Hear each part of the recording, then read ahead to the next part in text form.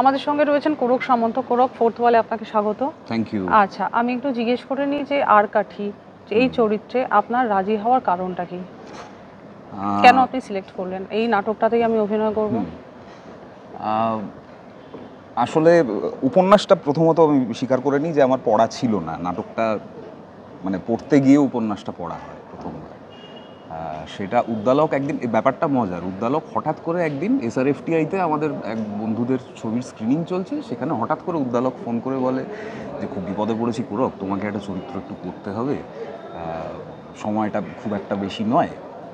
তা উদ্দালকদের কাজ আমি এর আগে দেখেছি এবং ওরা খুব ধারাবাহিকভাবে ভালো কাজ করে বাংলা থিয়েটারে।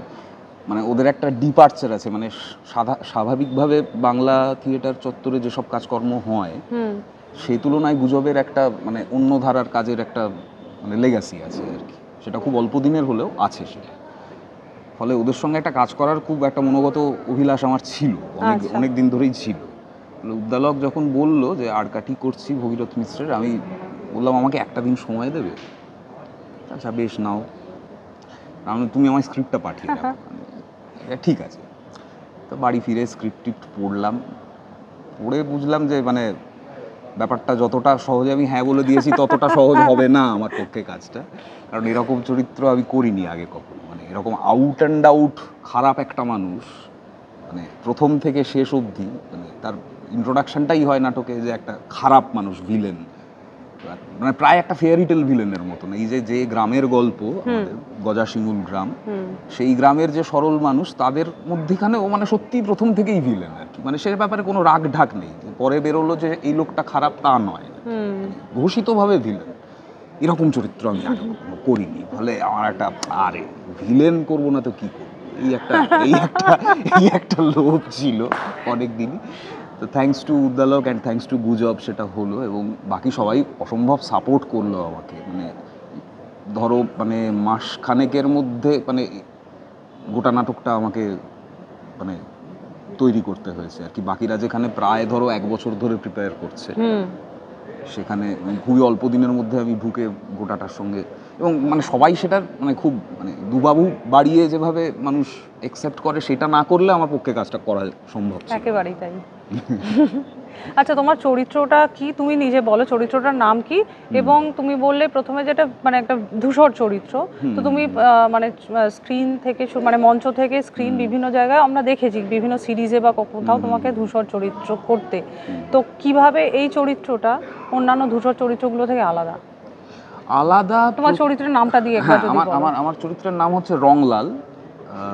রংলাল মানে এই আরকাঠি উপন্যাসটার নাম যে আরকাঠির থেকে শুরু, অ্যাকচুয়ালি সেই শুরুর আরকাঠি হচ্ছে রংলাল। মানে সেটা নাটকটা দেখলে আপনারা বুঝবেন যে কেন, বা উপন্যাসটা পড়লে বুঝবেন। মানে আরকাঠি ইজ আ সিম্বল এই নাটকে, কিন্তু মানে কোটানকোট আরকাঠি বলতে যেটা বোঝায়, দালাল বলতে যেটা বোঝায়, এই নাটকে সেই চরিত্রটা হচ্ছে রংলাল। রংলালের কাজটা হচ্ছে এই যে বাঁকুড়া অঞ্চলের যে শবরদের গ্রামগুলো, বসু শবর, যে বিশেষ করে ক্লায়েন্টটার কথা হয় এই গল্পটায়, এবং শবরদের নিয়ে আপনারা জানেন মহাশ্বেতা দেবী দীর্ঘদিন কাজ করে গেছেন। মানে শবর জনজাতিটা মানে একটা সময় অবধি খুবই তারা অন্তরালে থাকতো আর কি, মানে আমাদের সভ্য জগতের থেকে অন্তরালে। মানে ইংরেজরা অপরাধ প্রবণ বলতো এই জাতিটাকে। তাদের গল্পগুলো প্রথম আমাদের কাছে অবধি, কলকাতার মানুষদের কাছে এবং চারপাশের মফস্বলের কাছে পৌঁছাতে শুরু করে মহাশ্বেতা দেবীর মারফত। এবং মহাশ্বেতা দেবীর একজন ইনফ্যাক্ট মানে সহকর্মী আমাদেরকে খানিকটা সাহায্যও করেছেন রিসার্চের ব্যাপারে। এবার এই রংলালের কাজটা হচ্ছে যে এই গ্রামগুলো থেকে মানুষদের ভুলিয়ে ভালিয়ে তাদের বিশ্বাস জিতে নিয়ে, সাময়িক বিশ্বাস জিতে নিয়ে, তাদেরকে আসামের চা বাগানে কাজ করতে পাঠানো কামিন হিসেবে। এবং সেখানে অকথ্য নির্যাতন চলে তাদের উপর, অকথ্য অত্যাচার চলে, এবং প্রায় মানে পশুর মতন তাদের বাঁচতে বাধ্য করা হতো মানে সেই সময়, যে সময়ের গল্প এটা বলছে। এবং ছেলে মেয়ে পুরুষ নারী সব ধরনের মানুষকে এসে নিয়ে যেত, সব ধরনের মানুষদের এরা টার্গেট করত, এবং যারা মূলত কম বয়স, যারা খাটতে পারে, জোয়ান বয়স, সেই রকম মানুষদের টার্গেট করে করে এরা পাচার করত। এই হচ্ছে আরকাঠি রংলাল। বুঝতেই পারছেন যে প্রথম থেকেই কোনো ঢাকাঢুকি নেই, এবং পরিষ্কার একটা খারাপ লোক, এবার এই গ্রামে যখন এই গল্পের আরেকটা চরিত্র, খুব ইম্পর্ট্যান্ট চরিত্র, রাজীব চৌধুরী, তিনি একজন প্রফেসর বাঁকুড়া কলেজে, তিনি যখন আসেন তার সঙ্গে রংলালের একটা দড়ি টানাটানি শুরু হয়। সেই দড়ি টানাটানি কোথায় গিয়ে পৌঁছায় সেটা জানতে গেলে 24 তারিখ নাটকটা দেখতে আসতে হবে। আমরা রিহার্সালে দেখলাম তোমার ডায়লগ ডেলিভারি, এগুলো তো বসু শবর যেহেতু আমাদের একটা উপজাতি অধ্যুষিত জায়গার ডায়লগ, তো সেই মানে সেই চরিত্রের তার গেট আপ, আমি উপন্যাসটা পড়েছি এবং তাতে আমি যেটুকু ডেসক্রিপশন পেয়েছি সেই রকম অ্যাটায়ার করে নিয়ে বা মানে তাদের যে ডায়ালেক্টগুলো রয়েছে সেগুলো করতে তোমার মানে প্রেপ যেটাকে বলি, প্রেপটা কেমন ছিল চরিত্রের জন্য? হ্যাঁ, সেটা হচ্ছে যে যেহেতু মূলত মানে মানে বাঙালি চরিত্র নয়, মানে এও এসেছে অ্যাকচুয়ালি বিহার ঝাড়খণ্ড এইরকম কোনো একটা অঞ্চল থেকে, রংলাল নিজে, মানে ও কিন্তু একটা ভাঙা ভাঙা হিন্দি বলে, ভাঙা ভাঙা বাংলা বলে, একটা দেহাতি টোন আছে ওর কথায়, যেটা বসু শবরদের যে ক্ল্যানটা, যে গোষ্ঠীটা, তার থেকে কিছুটা হলেও আলাদা আর কি। মানে ও এদের সঙ্গে এসে মিশে গেছে, এদের সঙ্গে থেকে থেকে বাংলাটা খানিকটা হয়তো শিখেও নিয়েছে, কিন্তু এখনো মানে শুদ্ধ বাংলায় কথা বলতে পারে না। মানে সেখানে হিন্দি শব্দ ঢুকে পড়ে, হিন্দি লফজ ঢুকে পড়ে, প্রবাদ প্রবচন ঢুকে পড়ে, এমনকি মানে ও নিজের দেশওয়ালি ভাষায় দুকলি গায়ও মাঝে মধ্যে, মানে সেটা আমারই ইম্প্রোভাইজেশন। আচ্ছা, বাহ। সেটা করে টোরে মানে এই ব্যাপারটাকে করার চেষ্টা করেছি। মানে আমি নিজে মানে এখানে বিপদ যেটা, সেটা বলে রাখা ভালো, দর্শকদেরও জেনে রাখুন এটা, যে আমি হিন্দি খুব খারাপ বলি। আমি হিন্দিতে অপূর্ব, মানে গোল্ড মেডেল পাওয়ার জন্য। এবার আমাকে যখন হিন্দিতে ইম্প্রোভাইজ করতে হচ্ছে, সেটা সিনট্যাক্স ওয়াইজ এত ভুলভাল হচ্ছে যে মাঝে মধ্যে উদ্দালক বলছে একটু হিন্দিটা, মানে এটা হচ্ছে কিন্তু আমাদের রিহার্সালে। হ্যাঁ, তো যাই হোক, মজাই হচ্ছে সবটা মিলিয়ে, এবং ওই আর কি, মানে একটা খারাপ চরিত্র করার যে মজাটা, সেটা চুটিয়ে উপভোগ করছি। আর কিছু চ্যালেঞ্জেস ফেস করেছো এই চরিত্রটা, যেহেতু তুমি কম সময় পেয়েছো, তার তো চরিত্রটাকে একদম জীবন্ত করে তুলতে হবে, সেই চ্যালেঞ্জেসগুলো একটু যদি আমাদের বলো। চ্যালেঞ্জেস বলতে একটা তো বললাম ভাষা, সেটা ভয়ানক, সেটা ভুগিয়েছে। রংলালের একটা স্পেসিফিক নেশা আছে, সেটা মানে আমি কখনো মানে বাস্তব জীবনে কখনো করিনি, সেই নেশা করে এমন লোক দেখেছি, সেটা হচ্ছে খৈনি। আর আমি কখনো খৈনি খাইনি। এবার প্রথম দিকে মেথড অ্যাক্টর তো, প্রথম দিকে সত্যিকারের খৈনি একদিন ডলতে গেলাম, ডলতে গিয়ে দেখলাম কোনো গুবলেট করছি ব্যাপারটা, ওটা একটা শিল্প, এই যে হাতের মধ্যে নিয়ে খৈনিটা ডলা, এবং সেটা তারপর মুখে রেখে সেটাকে নিয়ে কথা বলা, এবং সেটা করতে গিয়ে মানে প্রথম দিন করতে গিয়ে মানে যাচ্ছে তাই ধারালাম আর কি। তারপর উদ্দালককে বললাম যে এটা কি মানে রাখবো নাকি ব্যাপারটা মাইমে নিয়ে চলে যাবো আর কি, অতটা রিয়েলিস্টিক কি করবো? উদ্দালক বললো তুমি ছেড়ে দাও, চাপিও না, ওটা মাইমে করো, কারণ মানে খৈনির একটা ব্যাপার আছে, যেহেতু কড়া তামাক, সেজন্য মাথা ঘুরে। মানে এটা যারা খৈনি খাওয়ার অভ্যেস নেই যাদের, তারা বলছি খবরদার খাবেন না। আমরা কিন্তু এইসব একদম প্রমোট করছি না, মানে একদম প্রমোট করছি না, মানে অভিনেতাকে কি সব করতে হয় আর কি, সেটা খানিকটা আপনাদের বোঝানোর চেষ্টা করছি, বেচারা অভিনেতা। বলে এই হচ্ছে ব্যাপার আর কি, মানে চ্যালেঞ্জ খুবই ছোটখাটো। তারপরে কি হলো, তামাকটা নিয়ে মাথা ঘুরে পড়ে গেলে? পড়ে যায়নি, অতটা যায়নি, কিন্তু হতো সেটা হয়তো করতে গেলে। ফলে ওটা আপাতত মানে আমি দেখলাম যে অতটা মেথডে ঢুকে লাভ নেই, নিজের মতন করছি একটা।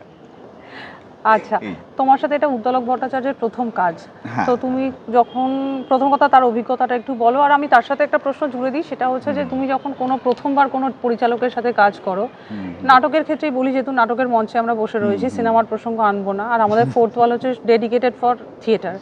সো তুমি কোনো পরিচালকের সঙ্গে যখন প্রথমবার কাজ করো, কি কি প্যারামিটার্স অ্যাজ অ্যান অ্যাক্টর তুমি সেট করো যে এই জিনিসগুলো ঠিক না হলে আমার ঠিক এর মধ্যে ইনভলভ হয়ে লাভ নেই? Do you have any preferences? ঠিক সব সময় যে ওটা ওয়ার্ক করেই এমন নয়, বহু ক্ষেত্রে ইনটিউশনও মানে বলে দেয় যে এই কাজটা আমার করা উচিত বা এই কাজটা করা উচিত নয়, মানে ঠিক ওটার ওরকম কোনো গাইডলাইন ঠিক নেই। এটা আসলে ব্যাপারটা হচ্ছে, আমরা যারা থিয়েটার করি, আমাদের না কোথাও একটা গিয়ে, সেটা কথাবার্তা বলো, দেখা সাক্ষাৎ বলো, বা আগের মানে পরস্পরের কাজ দেখার সূত্রে বলো, মানে কোথাও একটা গিয়ে ওই টাং করে একটা কানেকশন হয়। সেটা কিছু মানুষের সঙ্গে হয়ে যায়, কিছু মানুষের সঙ্গে হয়তো হতে সময় লাগে, কিছু মানুষের সঙ্গে একেবারেই হয় না। যাদের সঙ্গে হয় না খুবই দুঃখের, কিন্তু হয় না কিছু ক্ষেত্রে। এবার উদ্দালকদের কাজ আমি মানে বহুদিন ফলো করছি আর কি, মানে ওদের যে সব নাটক দেখেছি এমন নয়, কিন্তু উদ্দালকরা দীর্ঘদিন ওরা মানে ওরা যখন যাদবপুরে পড়াশুনো করছে, উদ্দালক, বিশ্বা বসু, ওরা তো সব মানে এই দলটার ফাউন্ডার মেম্বার। বিশ্বা বসু নিজেও একজন অপূর্ব অভিনেতা, এই নাটকে রাজীব চৌধুরীর চরিত্র করছে এবং ও ডিরেক্টরও বটে, মানে গুজবের এর আগে বহু কাজ ডিরেক্টও করেছে। ওরা বাদল সরকারের প্রলাপ করেছিল একটা সময়, যেটা বেশ মানে সাড়া ফেলে দিয়েছিল। থিয়েটার জগতের মানুষেরা প্রোডাকশনটার কথা জানবেন, মানে প্রলাপের বহু প্রোডাকশন হয়তো হয়েছে, কিন্তু গুজব একদম অন্যভাবে একটা অ্যাপ্রোচ করেছিল। ফলে ওদের মানে ট্র্যাজেক্টরিটা আমার জানা ছিল, যে ওরা কীরকম কাজ করে, কী ধরনের কাজ করে, কতটা ডেডিকেশন নিয়ে করে, নিজেরা কতটা সিরিয়াস সিনসিয়ার পড়াশুনো করা মানুষ, সবটা আমি জানতাম। আচ্ছা, ফলে ওদের সঙ্গে কাজ করার একটা ইচ্ছে ছিল। এবার উদ্দালকের ওই যেটা বললাম, ওই হঠাৎ করে ফোনটা আসাতে আমার মনে হয় পুরো হাতে মোয়া আর কি। মোয়াটা খাবো না কেন, তাহলে খাই। আচ্ছা আচ্ছা, তুমি আমাকে একটা জিনিস বলো, যে তুমি বললে যে নাটকের এই মানে তোমাদের যোগসূত্র এরকম হয়, তো তোমাকে যদি কোনো মানে নাটককার বা নাট্য ব্যক্তি, নাট্য পরিচালক প্রথমবার অ্যাপ্রোচ করতে চায় গৌরব সামন্তকে, তো সে কিভাবে যোগাযোগ করবে? জাস্ট আমার নাম্বারটা জোগাড় করে একটা ফোন করুন প্লিজ। ফেসবুকে তুমি কি থিয়েটার করতে চাই? হ্যাঁ, খুবই অ্যাক্টিভ আর কি। অনেকে ভাবেন গৌরব সামন্ত ভেরি সিরিয়াস, তার সাথে কি জানি কেন ভাবেন, আমি জানি না। তোমার কিন্তু ইমেজটা খুব সিরিয়াস, কি জানি হয়তো এই ধূসর চরিত্রগুলো করার জন্য। না, সব চরিত্র আমি মোটেই ধূসর করিনি, প্লিজ এটা আপনারা সাক্ষী দিন যে লোপাদি ভুল বলছে এটা। আচ্ছা, তোমার যে নাটকটা আসছে, সেই নাটকটা আর কাঠি, এটা 24 তারিখে হচ্ছে, একটু দর্শকদের বলে দাও ওনারা কেন দেখতে আসবেন, কোথায় দেখতে আসবেন? হ্যাঁ, আসলে বাঙালি তো অনেকগুলো ছোট ছোট জনজাতি মিলে, তাদের প্রত্যেকটার জনজাতির একটা করে ইতিহাস আছে, তাদের নিজস্ব একটা গতিপথ আছে, এবং তারা আজকের সময় দাঁড়িয়ে কি অবস্থায় রয়েছেন, এই জিনিসগুলো বোধহয় আমাদের যারা শিক্ষিত শহুরে বাঙালি, তাদের একটু মানে অন্তত মাথায় রাখা দরকার।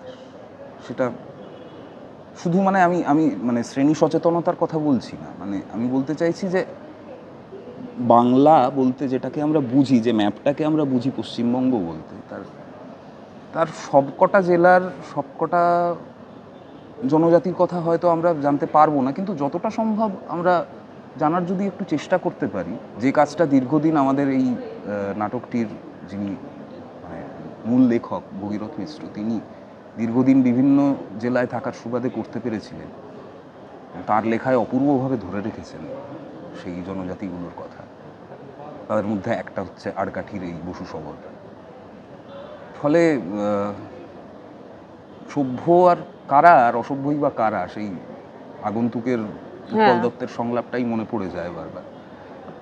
সভ্যতাই বা কী আর অসভ্যতাই বা কী, সেটা বোধহয় আমাদের মাঝে মধ্যে একটু রিক্যাপিচুলেট করে দেখা দরকার, ভেবে দেখা দরকার। সেই কারণেই দেখতে আসুন, আর কিছু নয়। আর 24শে মে শনিবার দিনটা, ফলে আশা করি হাফ ছুটি হয়ে যাবে, ছুটি না থাকলেও। 6:30 থেকে তপন থিয়েটারে, রাসবিহারীর কাছে, পাশেই মেট্রো স্টেশন, ফিরতেও কোনো অসুবিধে নেই। নাটকটার দৈর্ঘ্য 2 ঘন্টা, খুব বেশিক্ষণ আপনাদের জ্বালাবো না। ফলে ব্যাপারটা 8:30টার মধ্যে আমরা শেষ করে দিতে পারবো, তারপর আরামসে বাড়ি ফিরতে পারবেন, বাড়ি গিয়েও কাজকর্ম করতে পারবেন, কোনো অসুবিধে নেই। প্লিজ চলে আসুন। অনেক ধন্যবাদ করক ফোর্থ ফলকে সময় দেওয়ার জন্য। Thank you.